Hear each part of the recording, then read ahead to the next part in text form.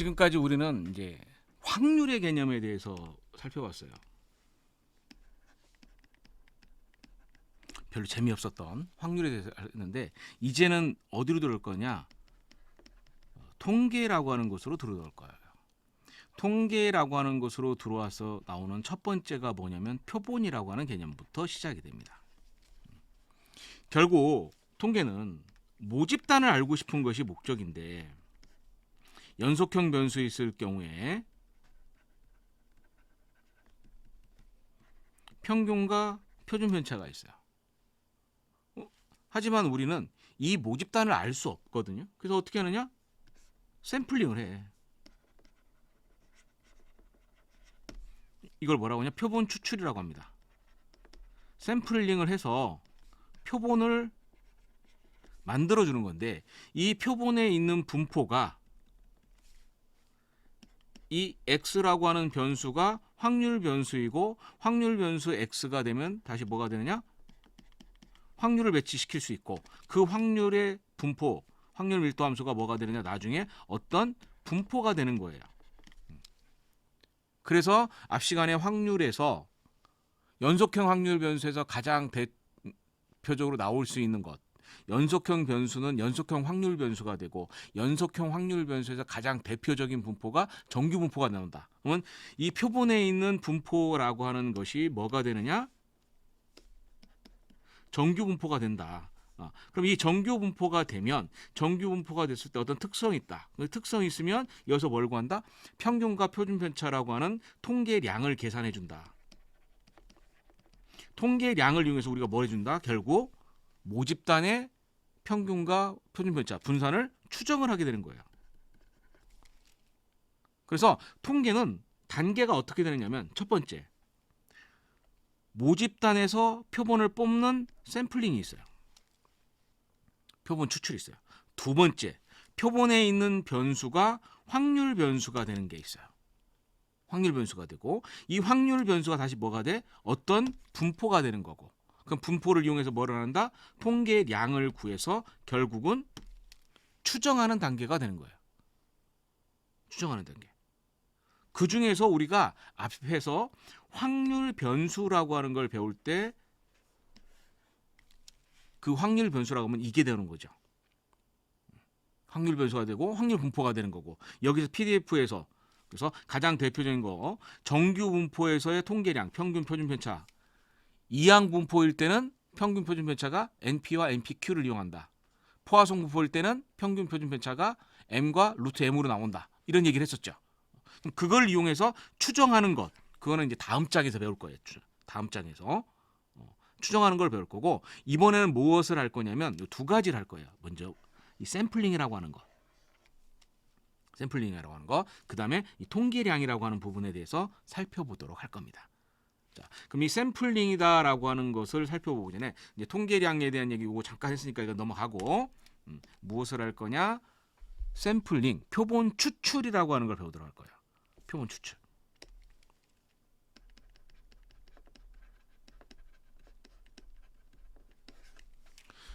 모집단에서 표본을 뽑는 행위를 표본 추출이라고 해요.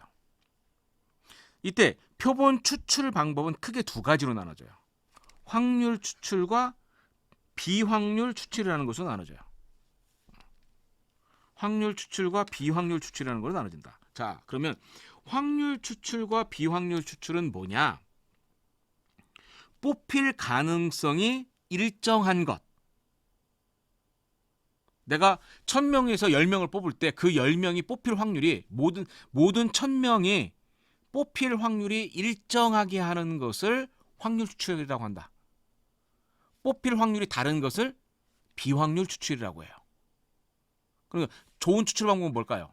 확률 추출 방법이 좋겠죠. 근데 확률 추출 방법은 네 가지로 나눠져요. 네 가지로 나눠져요. 단순 임의 추출, 계통 추출, 층화 추출, 집락 추출 나눠져요. 여기서 단순 임의 추출이라고 하는 것이 랜덤 샘플링이라고 합니다.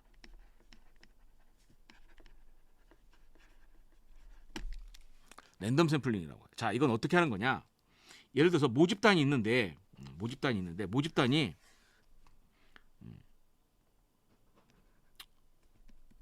10,000명 있어요. 10,000명 있어요. 모집단이 10,000명이라고 할게요. 이 10,000명에서 우리가 10명을 뽑는 걸 생각을 해볼 거예요. 여기서 10명을 뽑아요.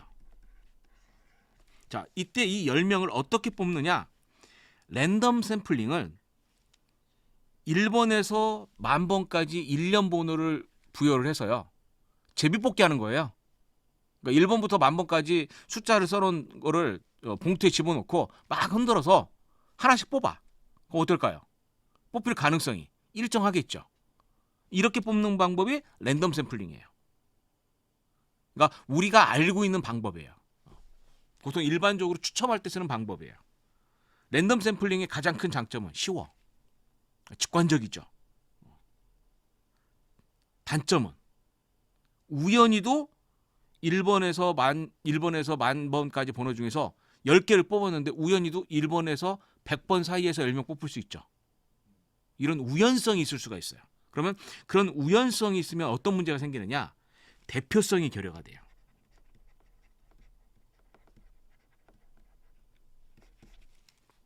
이런 문제점이 있어요. 그래서 이거를 보완하기 위해서 나온 것이 계통추출이라고 하는 거예요. 계통추출은 어떻게 하는 거냐면 계통추출은 1번에서 10,000번까지 있는 거를 10개의 구간으로 나누는 거예요. 어떻게 하냐? 1번부터 1,000번, 1,001번부터 2,000번 10개로 나눈 다음에 어떻게 하느냐? 1번에서 1,000번 중에 하나의 샘플링을 해요. 랜덤 샘플링을 하는 거야. 7번이 뽑았다. 그럼 어떻게 하냐? 여기서는 1,007번, 여기서는 2,007번 씩 뽑는 게 계통추출이에요. 그러면 계통추출을 하면 단순 이미출, 랜덤 샘플링이 가질 수 있는 그 우연성의 문제가 어떻게 돼요? 해결이 되겠죠. 그리고 단순 이미 추출보다 그렇게 어렵지도 않아요. 오히려 더 쉬울 수도 있어. 이게 계통추출의 장점이에요. 그런데 계통추출도 단점이 있어. 어떤 단점이 있냐? 우연히도 이 1,000명이 예를 들어서 키순으로 정렬됐다고 해보죠. 1번인 사람이 키가 제일 작고요. 1,000번인 사람이 키가 제일 커요. 그 다음에 또 1,001번에서 2,000번 있는 사람도 또 여기서냐? 1번이 제일 작고 2,000번이 제일 컸어요. 그럼 어떨까요? 7번 뽑으면 좀 작은 쪽에 속하겠죠? 그럼 뽑히면 어떻게 돼요? 역시 우연성에 의해서 작은 사람만 뽑을 수 있어요. 즉 이런 구간에 어떤 규칙이 있을 때, 주기가 있을 때, 경향성이 있을 때는 계통추출은 적절하지 않아요. 그러니까 이거는 모집단의 특성을 어떻게 아느냐에 따라서 달라지는 거죠. 자, 이런 문제점을 보완하기 위해서 나온 또 다른 추출 방법이 있어요. 층화 추출. 굉장히 좋은 추출 방법이에요. 굉장히 좋은 추출 방법이고 이 층화 추출은 다른 추출 방법에 의해서 대표성이 매우 높아요. 자, 예를 들어서 어떤 거냐? 이런 걸 생각을 해보죠. 어떤 걸 생각하냐면 저 관심사가 초등학교에서 고등학교까지 학생들의 삶의 질을 알고 싶다고 생각을 해볼게요. 그러면 랜덤 추출은 어떻게 하냐면 우리나라 모든 초등학생부터 고등학생까지 예를 들어 100만 명 있다고 칩시다. 예? 이 명부가 있어야 돼요. 랜덤 샘플링을 하려면 1번부터 100만 번까지 번호를 부여를 하고 거기서 우리가 뭐 해줘요? 10개의 숫자를 랜덤하게 추출을 해야 돼. 그럼 만약에 이 명부가 없으면 랜덤 샘플을 할 수 없겠죠. 계통 추출도 못 하겠죠. 우리는 이런 명부를 뭐라고 하냐면 프레임이라고 하는데 프레임이 있어야만 계통 추출을 랜덤 샘플링이나 계통 추출을 할 수 있어요. 그리고 또 한 가지 프레임이 있다 하더라도 만약에 10명을 뽑았는데 우연히도 그 10명이 랜덤 샘플링을 했더니 초등학생만 뽑힐 수도 있겠죠. 또 계통 추출을 해서 구간을 나누어서 봤는데 우연히 이 구간도 따져봤는데 여기서부터 여기까지가 초등학교부터 고등학교 돼 있고 초등학교 고등학교 돼 있고 초등학교 고등학교 우연성이 있으면 역시 또 초등학교만 뽑힐 수도 있겠죠. 그래서 어떻게 하냐? 층화 추출은 층이 나눠져 있다는 얘기야. 그래서 어떻게 하냐? 초등학교, 중학교, 고등학교란 층이 나눠져 있다고 해서 얘를 세 등분하는 거예요. 즉 100만 명을 초등학교만 따로 모아놓고 중학교만 따로 모아놓고 고등학교만 따로 모아놓는 거야. 그런 다음에 뭐냐? 초등학교에서 3명 뽑고 중학교에서 3명 뽑고 고등학교에서 3명 뽑으면 어떻게 될까요? 물론 여기서도 랜덤 샘플링을 뽑을 수 있겠지. 이렇게 뽑으면 초등학교, 중학교, 고등학교가 고르게 뽑히게 되겠죠. 그럼 어떤 장점이 생겨? 대표성이 생기는다는 얘기예요. 자, 그런데 이때 이 층화 추출을 할 때 층의 개수가 많을수록 여기서 또 어떻게 하냐? 초등학교에서도 남자, 여자가 있어요. 중학교에서도 남자, 여자가 있어. 고등학교에서도 남자, 여자가 있어. 만약에 초등학교에서 4명을 뽑았는데 우연히도 초등학교 남자 4명만 뽑힐 수도 있죠. 그런데 이제 어떻게 해? 우리는 초등학교 남자에서 2명 뽑고 초등학교 여자에서 2명 뽑고 이렇게 뽑으면 어떨까요? 대표성이 훨씬 더 좋아지겠죠. 그래서 대표성이 매우 높다라는 장점이 있어요. 특히 층의 정보를 많이 알수록 좀 더 대표성을 확보할 수 있다. 단점은 층의 개수가 많아지면 뽑기가 너무 힘들어져요. 그래서 적절한 층의 개수를 하는 거예요. 적절하게 해준다. 자, 집락 추출이라는 것이 있어요. 집락, 이건 클러스터라고도 하는데 클러스터 샘플링이라고 해요. 집락 추출에서 집락은 뭐냐면 군집이라고 생각하면 돼요. 군집. 우리나라에서 학생들을 1000명을 뽑겠다라고 했을 때 1000명을 뽑겠다고 했을 때 랜덤 샘플링을 하면 1000명의 그 학생들의 명부가 전부 다 있어야 되고 계통 추출도 마찬가지고 층화 추출을 하게 되면 초등학교, 중학교 이렇게 나눠야 되는데 또 층화 추출을 했는데 우연히도 어떻게 할 수 있냐? 뽑으면 대도시에서 뽑힐 가능성이 많겠죠. 왜? 대도시 아무래도 인구수가 더 많으니까. 그래서 어떻게 하냐? 이 집락 추출은 행정구역으로 나누는 거예요. 이렇게.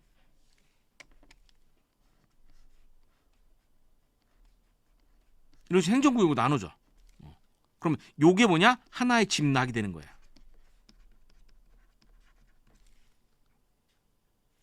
만약에 여기 서울이다. 서울을 뽑아. 그럼 서울이 하나의 집락이 되는 거예요. 집락이 돼요. 그러면 이 서울에서 서울을 1차로 뽑고 그다음에 뭐냐? 서울도 뭐가 있어요? 구가 있겠죠. 구로 또 나눠. 구로 나누는 거예요. 구도 또 집락이 되겠죠. 그럼 이 구를 나눠. 그럼 여기를 또 뽑아. 요 구에서 또 뭐가 있어요? 또 동을 나눌 수도 있겠네요. 그럼 동을 또 뽑아. 그러면 우리가 집락을 몇 단계로 뽑았어요? 1차, 2차, 3차 뽑았죠. 이렇게 보면 뭐냐? 3단 집락 추출이라고 해요. 3단 집락 추출. 그래서 이 집락 추출은 층화 추출이나 계통 추출 등을 하기 어려운 상황에서 프레임이 없는 상황에서 어떤 지역적인 행정적인 구역으로 나누어서 뽑는 방법들에 해당되는 것이 집락 추출이다라고 하는 거예요.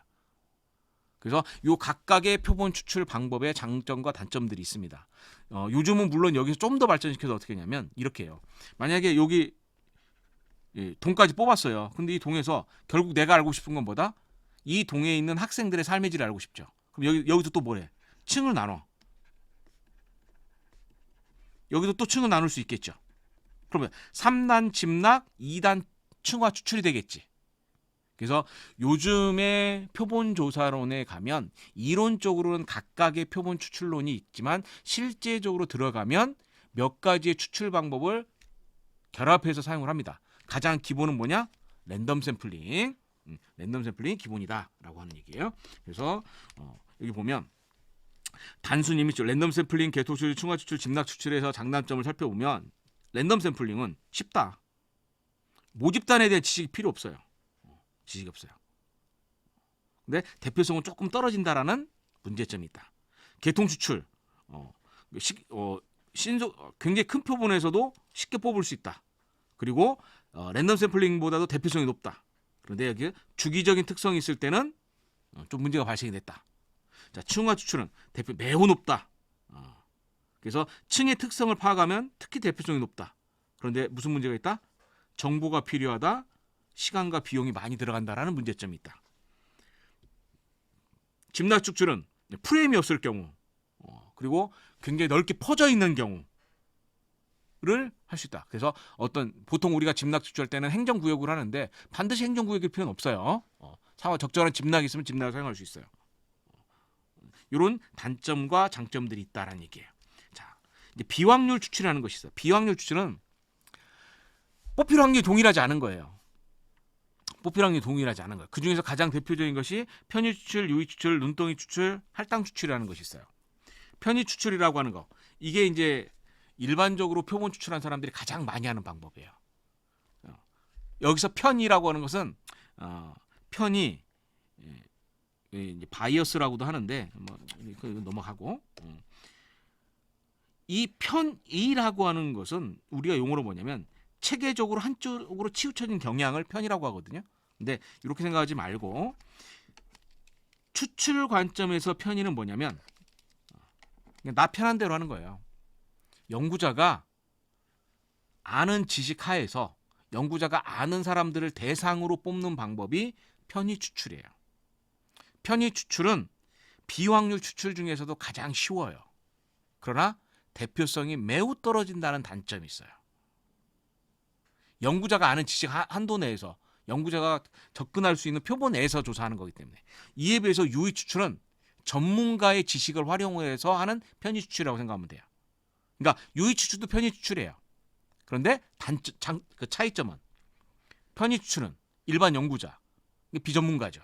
유의 추출은 전문가가 뽑기 때문에 편의 추출보다는 더 대표성이 높다라는 장점이 있어요. 자, 눈덩이 추출, 이거 스노우볼 샘플링이라고 합니다.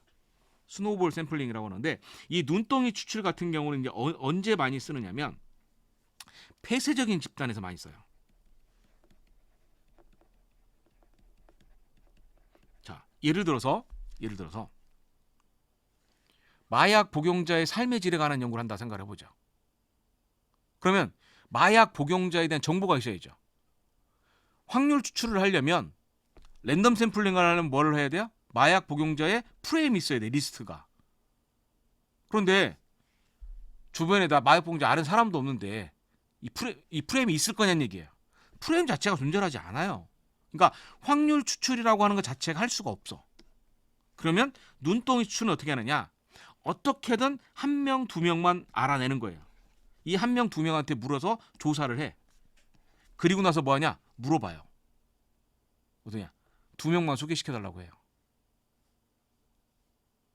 혼자 하는 사람은 없으니까 두 명만 소개시켜줘. 그럼 두 명이 되겠죠? 그럼 여기 또 조사를 해. 또 어떻게 하냐? 또 두 명만 알려달라고 하는 거예요.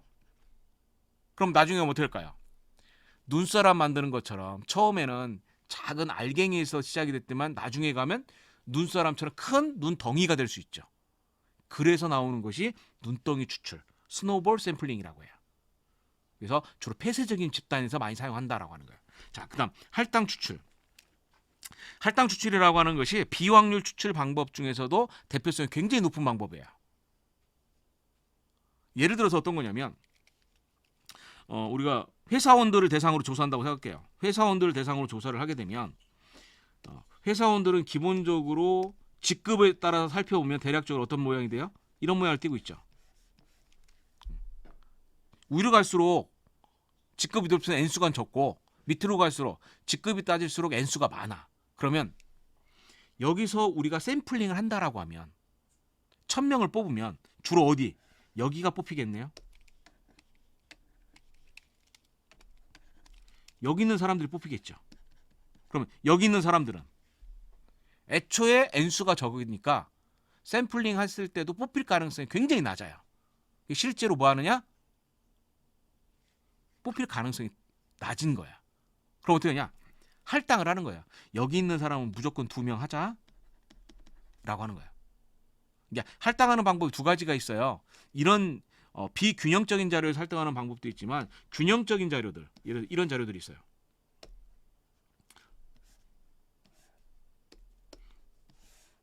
예를 들어서 초등학교 남자 여자, 중학교 남자 여자, 고등학교 남자 여자 있는데 이렇게 하면 뭐예요? 층화 추출이죠.